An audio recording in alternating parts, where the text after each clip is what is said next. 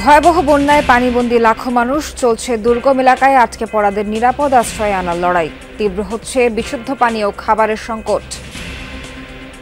পানি উড়ে গেছে, চকি টকি এগুলোর মধ্যে মানুষ আছে। খাওয়া দাওয়া অনেক কষ্ট করতেছে। কালকে তো বৃষ্টি না হওয়ার কারণে কিছুটা পানি কমছে। অসহায় লোকেরা তো মানি এখন দোয়ান ফাটের কুলে কালে আনাছে কোনাছে রাতকে দিন কাটাইতেছে।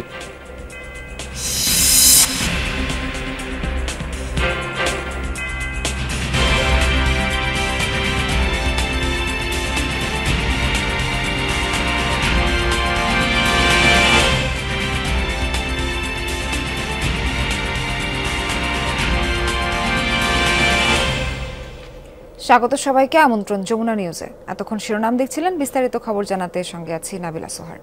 ভয়াবহ বন্যার কবলে দেশের কয়েকটি জেলা। পানিবন্দী অবস্থায় দিন পার করছে লাখ লাখ মানুষ। ফেনীতে প্রায় ৩ লাখ মানুষ পানিবন্দী। রয়েছে খাবারের প্রচণ্ড সংকট। জেলার বেশিরভাগ এলাকা বিদ্যুৎ বিচ্ছিন্ন, মোবাইল ও ইন্টারনেট সেবাও বিঘ্নিত। অনেকেই স্বজনদের সাথে যোগাযোগ করতে পারছেন না। তাদের প্রতিটি মুহূর্ত কাটছে উদ্বেগ উৎকণ্ঠায়।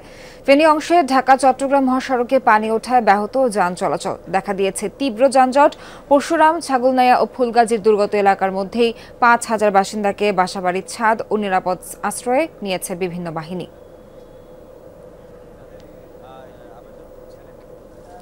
নোয়াখালীতে খুব ধীরে কমতে শুরু করেছে বানের পানি। গেল ২ দিন বৃষ্টি না হওয়ায় নতুন করে পানি বাড়েনি। তবে এখনও বেগমগঞ্জ, সোনাইমুড়ি, সেনবাগ ও সদরের একাংশের অধিকাংশ বাড়িতে পানি জমে আছে।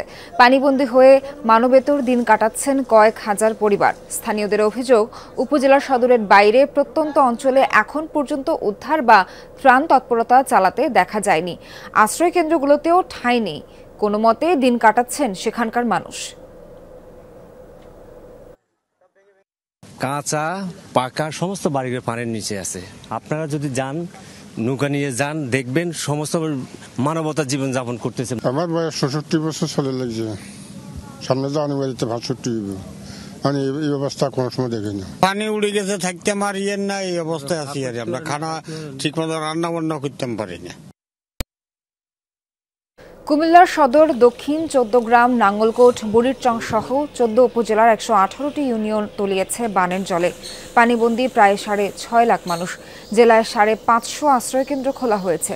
৪৪,০০০ মানুষ আশ্রয় নিয়েছেন সেখানে। অনেকেই বিভিন্ন শিক্ষা প্রতিষ্ঠান ও উঁচু স্থানে আশ্রয় নিয়েছেন। ঢাকা চট্টগ্রাম মহাসড়কে পানি থাকায় কুমিল্লা অংশে যানবাহনের দীর্ঘ জটলা সৃষ্টি হয়েছে।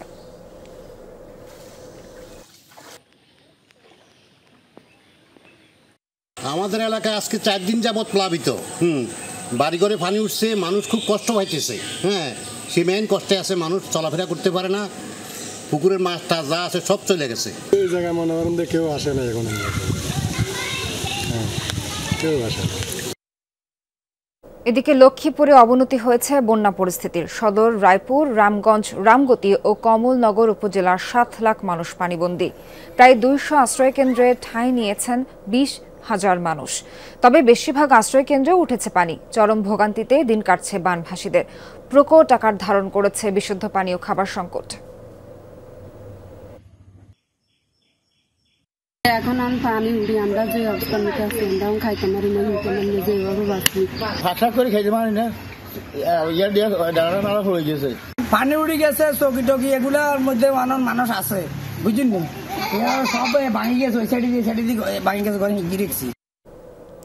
মৌলভীবাজারে বন্যা পরিস্থিতির উন্নতি হয়েছে। কমলগঞ্জ, রাজনগর ও কুলাউড়া উপজেলার প্লাবিত এলাকা থেকে ধীর গতিতে পানি নামছে। আশ্রয়কেন্দ্র থেকে নিজ নিজ বাড়িতে ফিরছেন অনেকে। তবে এখনও পানিবন্দী আছে নিম্নাঞ্চলের কিছু মানুষ। নিচু এলাকার বাড়িঘর, রাস্তাঘাট এখনও জলমগ্ন। হবিগঞ্জে ধীর গতিতে নামছে খোয়াই নদীর পানি। তবে এখনও প্লাবিত জেলার ১৬টি ইউনিয়নের নিম্নাঞ্চল। বাড়িঘর, দোকানপাটে উঠেছে পানি, রাস্তাঘাটও তলিয়েছে পানির নিচে। চরম ভোগান্তিতে দিন কাটছে বানভাসীদের। খোলা হয়েছে ১১৬টি আশ্রয়কেন্দ্র। বন্যা দুর্গত এলাকার বানভাসীদের সবশেষ খবর জানবো আমাদের সহকর্মীদের কাছ থেকে। শুরুতেই যাব রিয়াজ রায়হানের কাছে, তিনি আছেন নোয়াখালীর বেগমগঞ্জে। রিয়াজ, ক্ষতিগ্রস্ত অনেকের কাছে তো এখন পর্যন্ত ত্রাণ পৌঁছায়নি। তাদের বিশুদ্ধ পানি এবং খাবারের অনেক সংকট। তাদের কাছে সহায়তা পৌঁছানোর কি কোনো উদ্যোগ প্রশাসন নিচ্ছে কিনা জানতে পারলেন কিনা?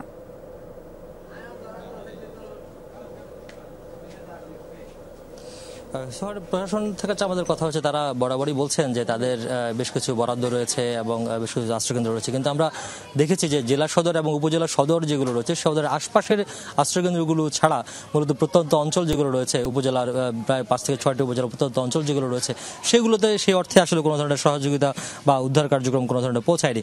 আমি একটু দেখাই যে এই যে সামনের যে মাঠটি রয়েছে, এখানে অর্থাৎ হাঁটুপানি, এই হাঁটুপানি ডিঙ্গিয়েই এই যে আশ্রয়কেন্দ্রটি রয়েছে, সেই আশ্রয়কেন্দ্রে এখানকার যারা মানুষ রয়েছেন, বেগমগঞ্জের লতিফপুর এবং কুতুবপুরে যে মানুষগুলো রয়েছেন, তারা এখানে আসা শুরু করেন। আমরা এখানে এসে জানতে যেটি পেরেছি সেটি হচ্ছে, আশ্রয়কেন্দ্রে যারা অবস্থান নিয়েছেন তাদের মধ্যে এখন যেহেতু আসলে বন্যার পানি ঢুকেছে, সে কারণে অনেক রোগব্যাধি ছড়িয়ে পড়ছে, বিশুদ্ধ পানির, সুপেয় পানির চরম সংকট ধারণ করেছে, পাশাপাশি খাবার সংকট তো রয়েছেই।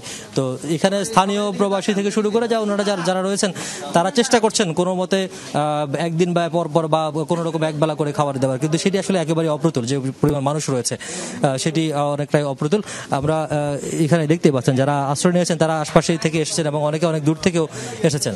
আর ওষুধের কথা যদি বলি, এখন পর্যন্ত অধিকাংশ আশ্রয়কেন্দ্রেই ওষুধ এসে পৌঁছায়নি, এবং আমরা এখানে যে আশ্রয়কেন্দ্রে এসেছি সেই আশ্রয়কেন্দ্রে একটু আগে পানি ভেঙে বা পানি ডিঙ্গিয়ে ওষুধ এসেছে, এবং এখানে যারা স্বাস্থ্যকর্মী আছেন তারাও এখানে এসেছেন, যারা বিশেষ করে শিশু এবং নারীরা যারা অসুস্থ বোধ করছেন বা পানিবাহিত বিভিন্ন রোগ রয়েছে, সেই পানিবাহিত রোগে যারা ভুগছেন তাদেরকে চিকিৎসা দেওয়ার জন্য তারা স্বাস্থ্যকর্মীরা এসে পৌঁছেছেন। তো সেটি আসলে দুরূহ ব্যাপার, যেহেতু পুরো যে মূল সড়ক যোগাযোগ ব্যবস্থা একেবারে ভেঙে পড়েছে। যে সড়কগুলো রয়েছে, আঞ্চলিক সড়কগুলো, মহাসড়কে তো পানি উঠেছে, পাশাপাশি আঞ্চলিক যে সড়কগুলো রয়েছে সেই সড়কগুলোতে কোথাও কোথাও কোমর পানি থেকে বেশি বা বুক সমান পানি পর্যন্ত রয়েছে। আমরা একটু স্বাস্থ্যকর্মী যারা এখানে রয়েছে তাদের সাথে কথা বলতে চাই। আপনারা মূলত কোন ধরনের সেবা দিবেন বা এখানে আসলে কি ধরনের ওষুধগুলো এনেছেন? আমরা এখানে ডায়রিয়ার জন্য ORS, metronidazole, paracetamol, antacid, paracetamol syrup, salbutamol syrup, salbutamol tablet, হিস্টাসিন tablet সবগুলাই নিয়ে আসছি। আমি যেটা জানতে চাচ্ছি, এখন পর্যন্ত যেহেতু সুপেয় পানির সমস্যা এখানে প্রচুর পরিমাণে দেখা দিয়েছে, পানি বিশুদ্ধকরণের কোনো ব্যবস্থা আছে কিনা? না, আমাদের কাছে এখনো সাপ্লাই নেই, এটা সাপ্লাই নেই। আমরা সহকর্মী রিয়াজ রায়হানের সাথে যুক্ত ছিলাম এতক্ষণ। আমরা বানভাসীদের খবর আরও জানবো, তবে তার আগে আমরা ত্রাণ সহযোগিতার খবরাখবর জানতে চাই। ঢাকা বিশ্ববিদ্যালয় টিএসসিতে বৈষম্য বিরোধী ছাত্র আন্দোলনের গণত্রাণ সংগ্রহ কার্যক্রম চলছে, সেখানে আছেন সহকর্মী ভাস্কর ভাদুরী। যাচ্ছি ভাস্করের কাছে। ভাস্কর, সব শ্রেণী পেশার মানুষ তো স্বতঃস্ফূর্তভাবে ত্রাণ নিয়ে আসছেন, আজ কি অবস্থা আর সমন্বয়করা প্রেস কনফারেন্সে কি বললেন?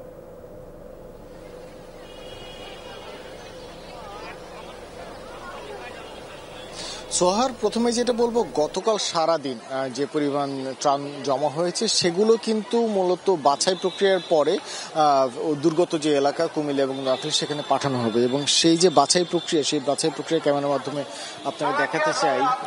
যে আপনি দেখতে পাচ্ছেন যে পুরোপুরি একটি মহা কর্মযজ্ঞ চলছে।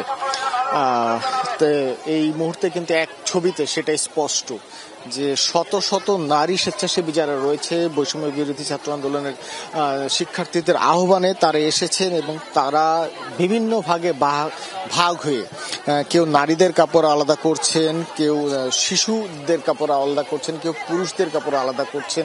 এই পুরো টিএসসির চিত্র কিন্তু এখন এরকম।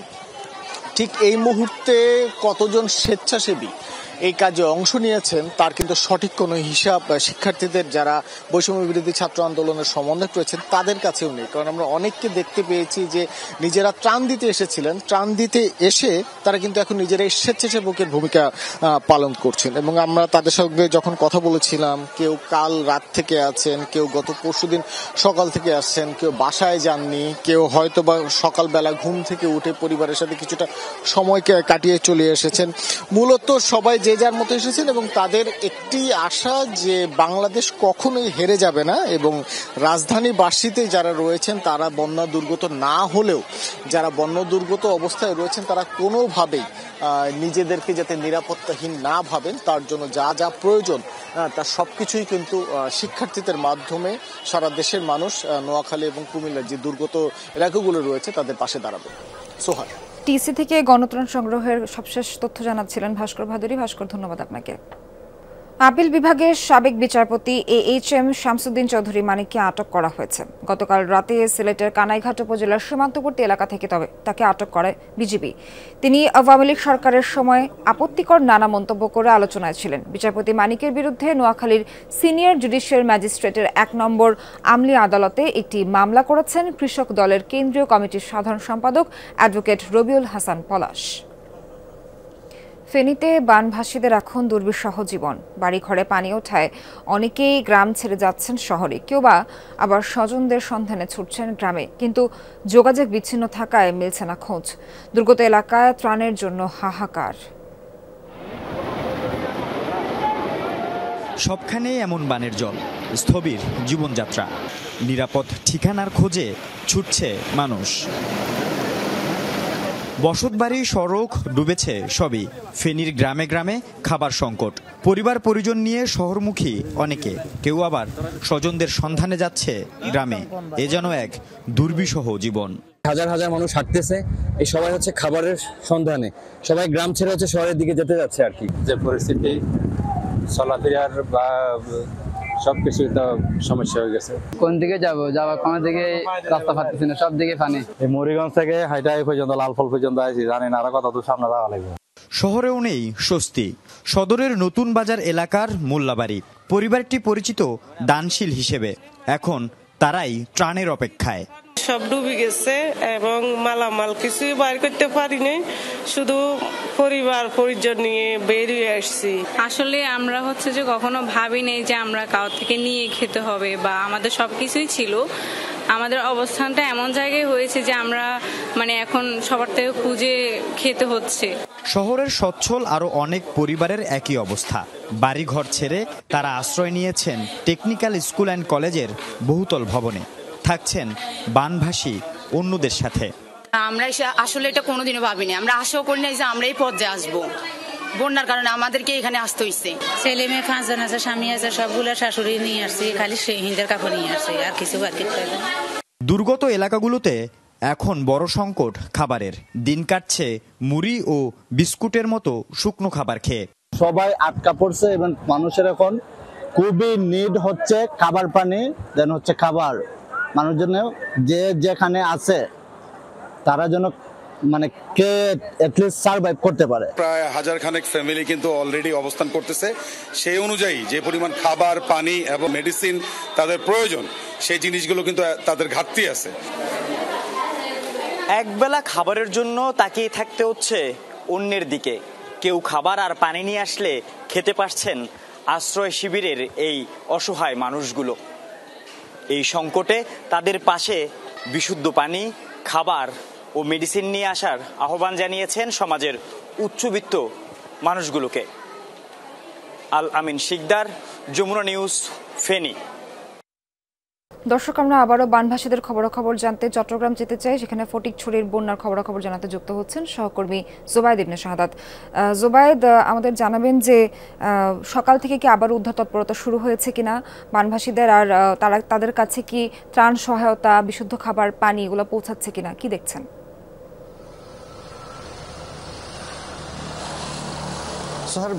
বন্যা পরিস্থিতির কিছুটা উন্নতি হয়েছে। আগের দিন আমরা দেখেছি প্রধান সড়ক একেবারে জলমগ্ন ছিল, পানিতে নিমজ্জিত ছিল। আজকে সেটার কিছুটা উন্নতি হয়েছে, প্রধান সড়কে একেবারেই পানি নেই। তবে যে সকল নিচু এলাকাগুলো আছে, ফটিকছড়ির ইসলামপুর, দাঁতমারা, সুন্দরপুর, এই সকল এলাকাগুলোতে এখনও পানি আছে এবং সেখানে ত্রাণ সরবরাহ করছে সেনাবাহিনী, বিভিন্ন স্বেচ্ছাসেবী সংগঠন। তবে কাঁচা পাকা যে ঘরগুলো আছে সেগুলো একেবারেই পানির নিচে, সেখানে চুলা জ্বালানো বা রান্নাবান্নার কোনো সুযোগ নেই, ফলে তারা এখনও রান্নাবান্না করতে পারছে না। তারা ত্রাণের উপরেই নির্ভর করছেন, বিভিন্ন জায়গা থেকে তাদেরকে ত্রাণ দিয়ে যাচ্ছেন। আর এই যে বন্যা পরিস্থিতি, এটা একটু স্বাভাবিক হওয়ার কারণে মানুষের মধ্যে কিছুটা স্বস্তি এসেছে। ফটিকছড়ির অবস্থা অনেকটাই উন্নতি হচ্ছে বা পানিটা একটু কমতে শুরু করছে। তবে আজকে সারাদিন কোনো বৃষ্টি হয়নি, সেই জায়গা থেকে রোদ আছে, তো সব মিলে বলা চলে উন্নতির দিকে। তবে পানি যদি এই দ্রুত নামতে শুরু করে তাহলে ফটিকছড়ির মানুষ একটু স্বাভাবিক হবে এবং ত্রাণ আসলে তারা অনেকটাই নিজের যে অবস্থাটা সেটাকে স্বাভাবিক করে নিতে পারবেন। সোহার জানাচ্ছিলেন ফটিকছড়িতে পানি কমার কারণে বন্যা পরিস্থিতির কিছুটা উন্নতি হয়েছে। ধন্যবাদ আপনাকে তথ্য দেওয়ার জন্য।